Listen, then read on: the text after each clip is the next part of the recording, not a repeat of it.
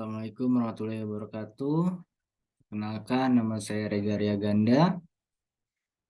Pada kesempatan kita kali ini, saya akan membahas leadership atau gaya kepemimpinan. Kita langsung saja ke materinya ya. Kelihatan.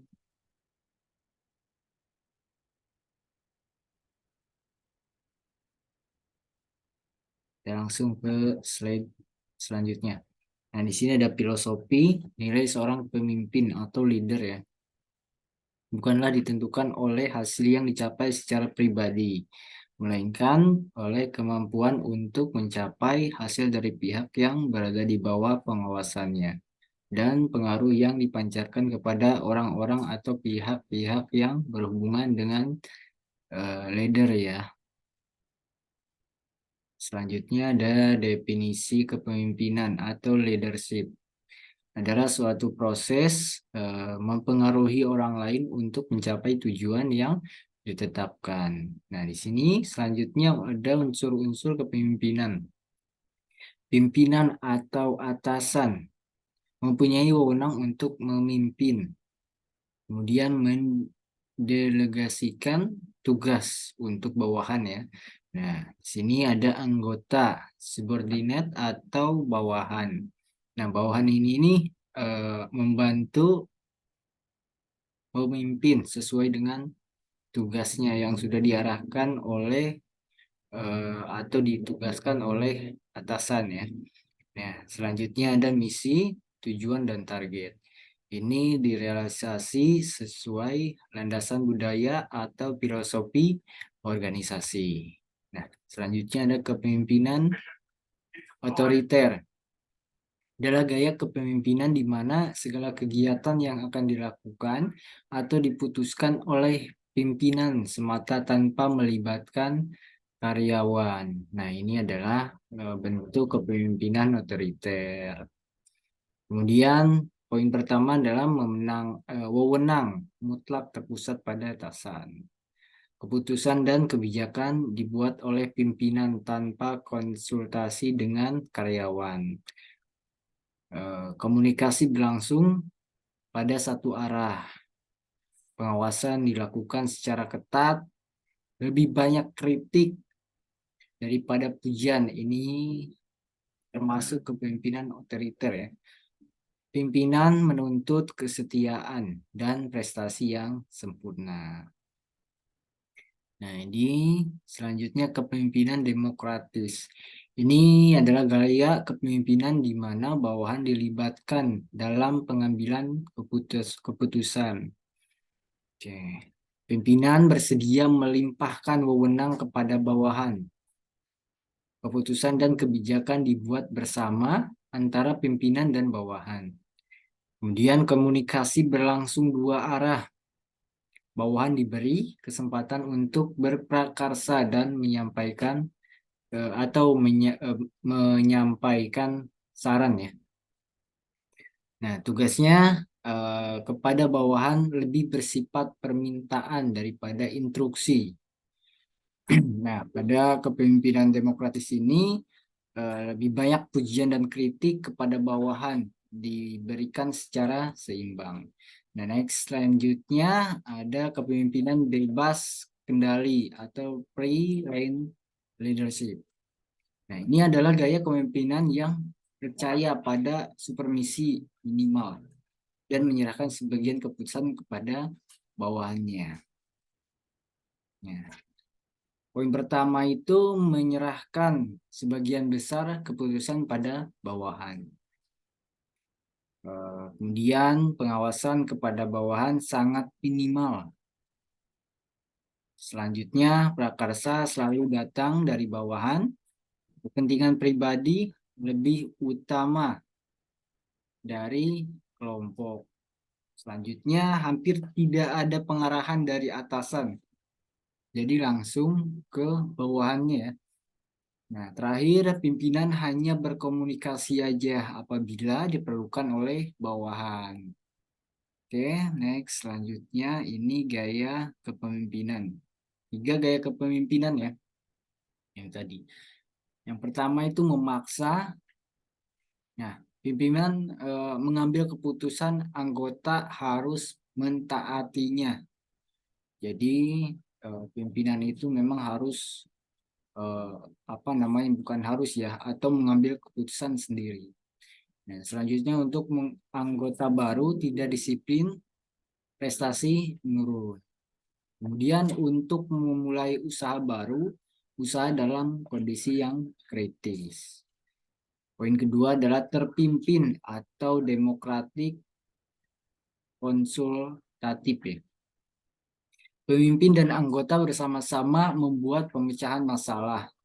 Anggota mengungkapkan gagasan, pimpinan pemimpin mengarahkannya. Yang ketiga tadi bebas atau free reign, participate ya. Anggota diberikan kebebasan mengembangkan kreasinya. Untuk anggota berketerampilan tinggi, cerdas, dan bermotivasi tinggi.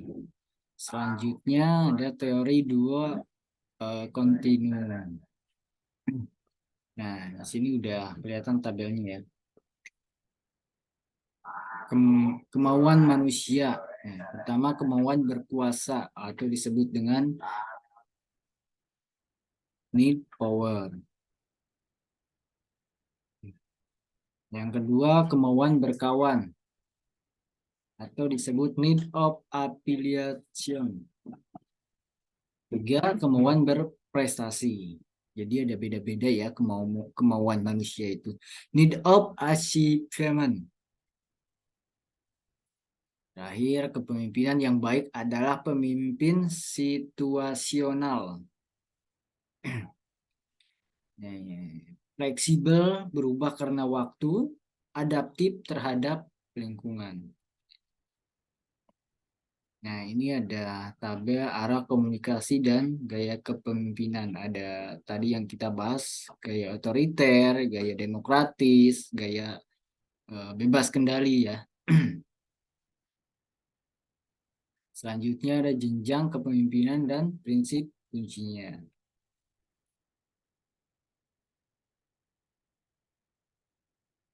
Di sini pribadi layak dipercaya. Ini ada prinsip atau kunci ya.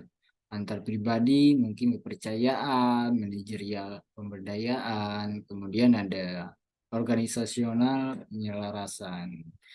Oke, selanjutnya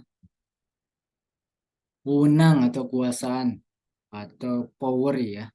Wewenang digunakan untuk mengarahkan dan menerangkan peranan atau tanggung jawab seseorang.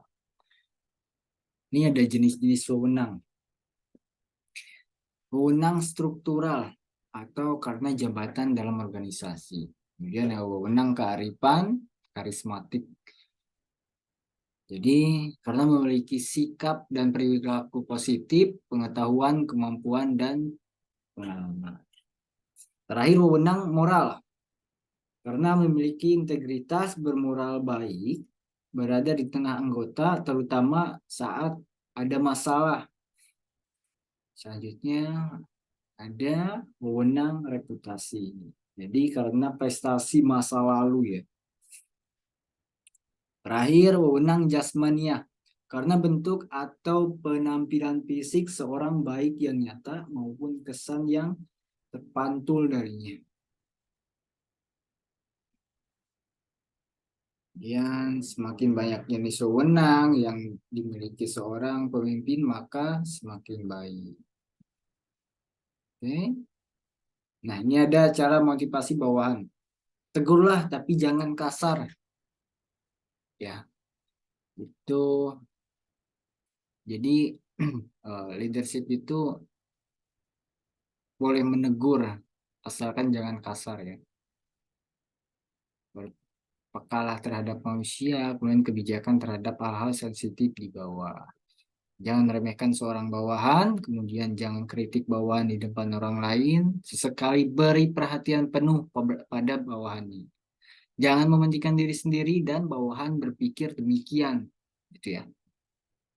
Dan jangan memunculkan anak emas, selalu berusaha mengembangkan bawahan. Pengertian hal kecil namun sangat menyentuh bawahan. Jangan membanggakan ya, bukan membangkang. Membanggakan diri di hadapan bawahan. Jangan meracuni iklim kerja yang sesuai, yang sudah baik karena adanya seorang bawahan yang kurang berprestasi. Terakhir, jangan terombang-ambing dalam mengambil keputusan. Nah, ini ada kemampuan seorang pemimpin. Oke, ada pemimpin itu harus mampu menganalisa masalah dan menarik kesimpulan. Kemudian mampu menyusun, menyeleksi, dan menempatkan orang-orang yang tepat. Mampu mengorganisasikan pekerjaan. Ini karakteristik pribadi pemimpin. Ada banyak-banyak karakteristik ya.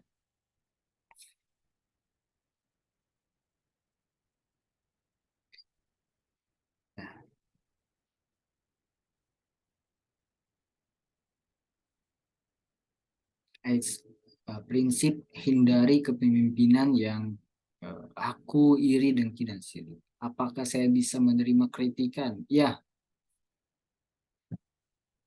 jadi pemimpin itu tetap bisa dikritik ya oleh bawahannya. Jika tidak sesuai atau membanggakan diri atau mengkritik bawahannya. Tadi ada beberapa yang saya bahas ya. Kemudian apakah saya terlalu suka mencela orang lain? Jadi tetap sama, ini adalah eh, untuk menghindari eh, prinsip pemimpin. Kemudian ada pemimpin yang efektif, jadi yang membuat keputusan, pengarahan, motivator, dan inspirator. Nah, sekian dari saya. Mohon maaf apabila banyak salah kata. Kurang lebihnya mohon maaf. Terima kasih. Assalamualaikum warahmatullahi wabarakatuh.